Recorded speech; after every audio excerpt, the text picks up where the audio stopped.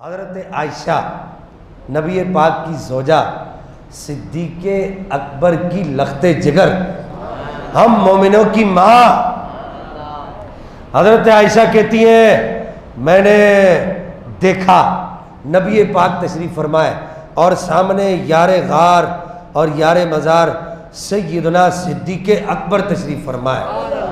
وہ صدیق جو صدیق اکبر ہے، بولو نا سبحان اللہ، نبی کی امت میں سب سے بڑا صدیق ہے، نبی کی امت میں سب سے بڑا سچا ہے۔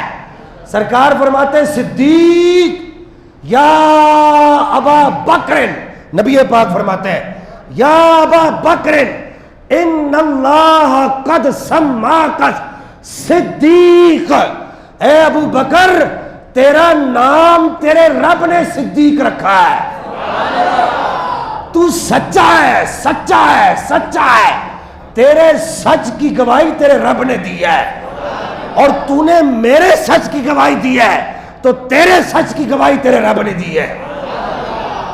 رب نے قرآن میں آیتیں نازل کر دی والذی جاء بالصدق وصدق بہ اولئک ھم المتقون۔ محبوب یہ جو ابو بکر ہے نا، اس نے تیری تصدیق کی ہے، میں نے پوری دنیا کا تقوی اکٹھا کر کے اس کے سینے کے اندر ڈال دیا ہے۔ یہ اللہ کا قرآن ہے، پوری کائنات کا تقوی اکٹھا کر کے اس کے سینے میں ڈال دیا ہے۔ حضرت عائشہ صدیقہ کہتی نبی پاک تشریف فرمایا، حضرت صدیق اکبر پاک تشریف فرمایا، نبی پاک نے فرمایا ابو بکر میں تجھے اپنا میلاد پڑھ کے نہ سناؤں؟ اونچا بولو نا سبحان اللہ۔ بس ابھی وقت نہیں ہے، میں یہاں پر نتیجہ نکالنے لگا ہوں۔ میں تجھے اپنا میلاد پڑھ کے نہ سناؤں، اپنی ولادت کے واقعات نہ سناؤں؟ اس کا معنی یہی ہے میلاد پڑھ کے نہ سناؤں۔ عرض کی بندہ نواز سنائیے، ارشاد فرمائیے۔ اب نتیجہ نکالنے لگا ہوں، نتیجہ سن لو اس فقیر کا کہ مولوی صاحب ہم سب کچھ چھوڑ سکتے ہیں، نبی کا میلاد نہیں چھوڑ سکتے، کیونکہ پڑھ کے سنانا رسول اللہ کی سنت ہے اور سننا صدیق اکبر کی سنت ہے۔ نہ نبی پاک کی سنت پر عمل کرنے والا جنت سے محروم رہے گا، نہ صدیق اکبر کی سنت پر عمل کرنے والا جنت سے محروم رہے گا۔ دوسری حدیث سنو، طبقات ابن سعد کے اندر بھی ہے، مدارج النبوہ کے اندر بھی ہے، معارج النبوہ کے اندر بھی ہے، خصائص کے اندر بھی ہے، سیرت ابن ہشام کے اندر بھی ہے، تمام سیرت کی کتابوں کے اندر ہے۔ نبی پاک غزوہ تبوک سے واپس آ رہے ہیں، نبی پاک کے چچا سگے چچا حضرت عباس،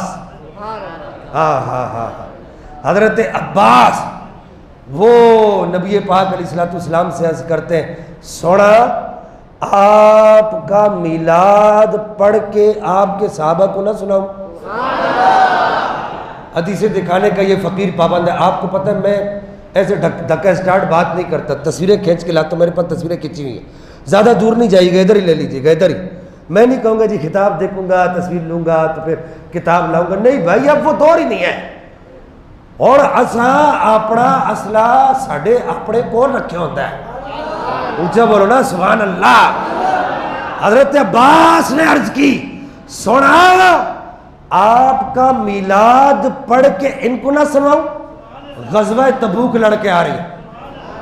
تو نبی پاک نے ارشاد فرمایا کہ میرے چچا جان یہ نہیں کہا کیوں سنا رہے ہو، یہ کوئی ٹھیک کام تو نہیں ہے، کیوں سنا رہے ہو؟ کہا چچا جان اونچی چٹان پہ چڑھ جائے، اونچی چٹان پہ چڑھ جائے، کتنے لوگ بیٹھے ہوئے، یہ 1000 لوگ بھی نہیں ہوں گے۔ غزوہ تبوک سے واپسی پر 30,000 صحابہ کرام تھے، اونچا بولو سبحان اللہ، 30,000 صحابہ کرام تھے۔